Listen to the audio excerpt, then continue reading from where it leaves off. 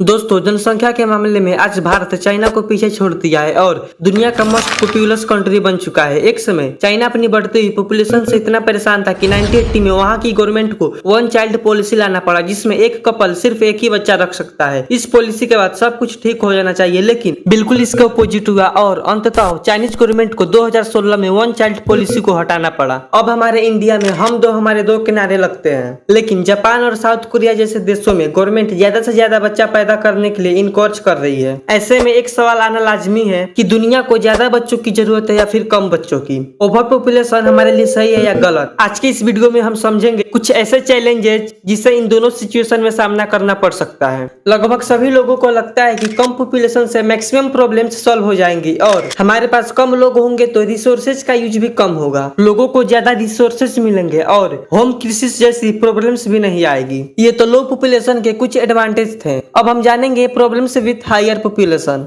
अंदाजा लगाया जा रहा था कि 2025 तक पृथ्वी पर इंसानों की पॉपुलेशन 10 बिलियन क्रॉस कर जाएगी और हमें अनेक प्रॉब्लम्स को फेस करना पड़ेगा, जैसे कि लिविंग स्टैंडर्ड खराब हो जाएगी, ज्यादा लोग ज्यादा वेस्ट क्रिएट करेंगे जिससे क्लीन वाटर और प्रोडक्टिव लैंड की कमी हो जाएगी। इसके अलावा ज्यादा लोगों को रहने के लिए ज्यादा जमीन और ज्यादा वाटर रिसोर्स भी चाहिए, जो अपने आप में एक बहुत बड़ी समस्या है।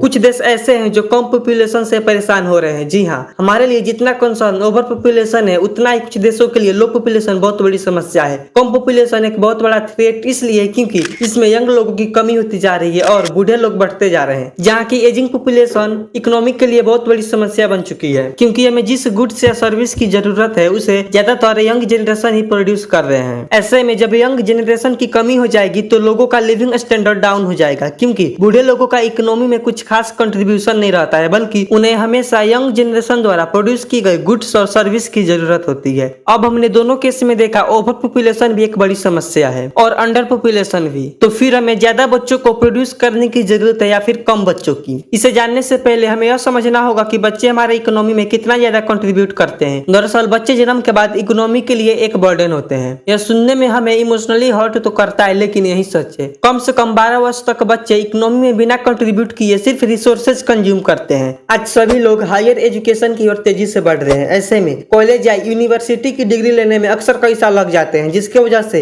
वे मिड 20 और 21 में जाकर इकोनॉमी में कंट्रीब्यूशन देना शुरू करते हैं। हायर एज्ड पॉपुलेशन वाले देश जैसे कि जापान और साउथ कोरिया में गवर्नमेंट बर्थ रेट इंक्रीज करने के लिए बहुत तेजी से स्टेप ले रही है, क्योंकि उन्हें पता है अगर ऐसा नहीं हुआ तो यह फ्यूचर में एक बहुत बड़ी प्रॉब्लम बन सकती है। कम पॉपुलेशन की वजह से जो सबसे बड़ी प्रॉब्लम होगी वह है लोगों के पास तो ज्यादा कैपिटल होगा, लेकिन वे लोग चीजों को एक्सट्रैक्ट करने के बजाय रिप्लेस या एक्सचेंज करना ज्यादा जरूरी समझेंगे, क्योंकि उनके पास पहले से ही ज्यादा मात्रा में रिसोर्स मौजूद होगी।